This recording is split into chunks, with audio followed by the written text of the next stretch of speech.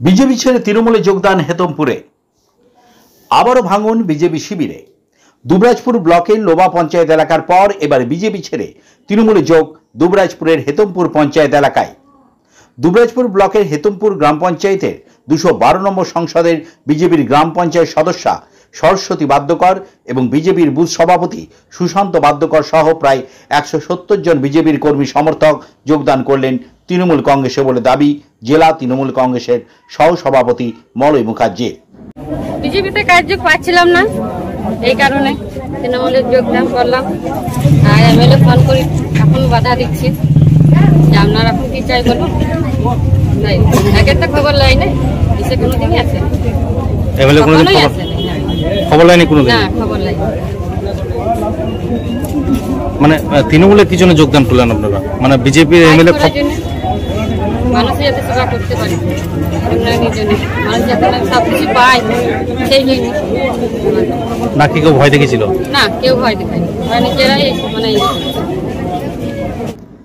এদিন হেতমপুর গ্রাম পঞ্চায়েত অফিসের সামনে তাদের হাতে তৃণমূলের দলীয় পতাকা তুলে দেন জেলা তৃণমূলের সহ সভাপতি মলয় মুখার্জি এবং দুবরাজপুর ব্লকের তৃণমূলের যুগ্ম আহ্বায়ক রফিউল হোসেন খান।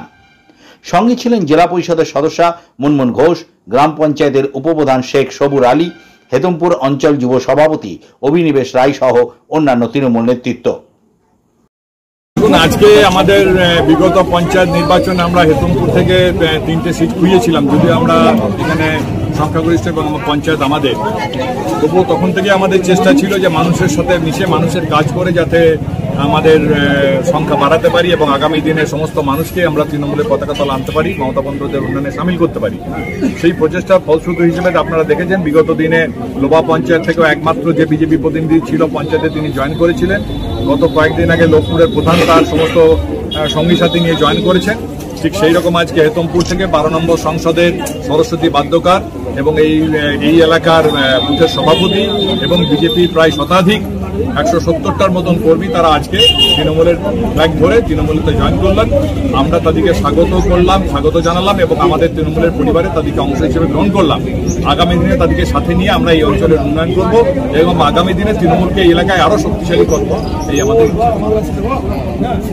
আপনারা কি বিরোধী শূন্য করবেন ভাবছেন? বিরোধী শূন্য আমরা গায়ের জোরে করবো না, বিরোধী শূন্য আমাদের কাজ দিয়ে করব, আমাদের সংস্কৃতি দিয়ে করব, মমতা বন্দ্যোপাধ্যায়ের উন্নয়ন দিয়ে করব এবং আশা করছি আগামী 6 মাসের মধ্যে বিজেপির বাকি যারা মেম্বার আছে তারাও এই উন্নয়ন দেখে তারাও আস্তে আস্তে তৃণমূলের দলে এসে জয়েন করবে। কারণ এই এলাকায় তারা দেখেছে, একবার বিধানসভার প্রতিনিধি নির্বাচিত করেছেন, প্রতিনিধি কোনো কাজ করেন না, এমএলএ আসেন না, এতদিন কোনো খবর নেননি, আজকে খবর পেয়েছেন প্রতিনিধি জয়েন করছে, সেই জন্য তড়িঘড়ি ফোন করে ওনাকে বারবার বলছেন যে জয়েন করুন না, কিন্তু মানুষ তো বুঝতে পারছে। উল্লেখ্য, হেতমপুর গ্রাম পঞ্চায়েতের 17টি আসনের মধ্যে গত পঞ্চায়েত নির্বাচনে তৃণমূল জয়ী হয়েছিল 14টি আসনে এবং বিজেপি জয়ী হয় 3টি আসনে। আজ একজন বিজেপি সদস্যা তৃণমূলে যোগদান করায় তৃণমূলের সদস্য সংখ্যা বেড়ে দাঁড়ালো 15 জন। আমার সংসদ হচ্ছে 212, ঠিক আছে, 170 লোক নিয়ে আমরা জয়েন করছি। কেন করলেন যোগদান? মানুষের উন্নয়নের জন্য, রাস্তা, আপনার লাইট, জলের অসুবিধা, ঘরের অসুবিধা উন্নয়নের জন্য আমরা এটা সিদ্ধান্ত নিয়েছি, ঠিক আছে। মানে বিজেপি থেকে উন্নয়ন করতে পারছিলেন না? না, পাচ্ছিলাম না, আমরা কোনো সুযোগ সুবিধা পাচ্ছিলাম না, কোনো সুবিধাই নেই। বলছি কারা কারা জয়েন করলেন এখানে? আমরা আছি, মেম্বার আছে, বুথ সভাপতি আছে, আর আমাদের কর্মীগুলো আছে, আমরা যারা আছি কর্মী। আপনাকে এমনি জয়েন করলেন নাকি তৃণমূলের পক্ষ থেকে ভয় দেখানো হয়েছিল? না না, আমরা নিজেরাই জয়েন করেছি, মমতা বন্দ্যোপাধ্যায়ের উন্নয়ন দেখে আমরা। আপনার নামটা? আমার সুশান্ত বাদ্যকর।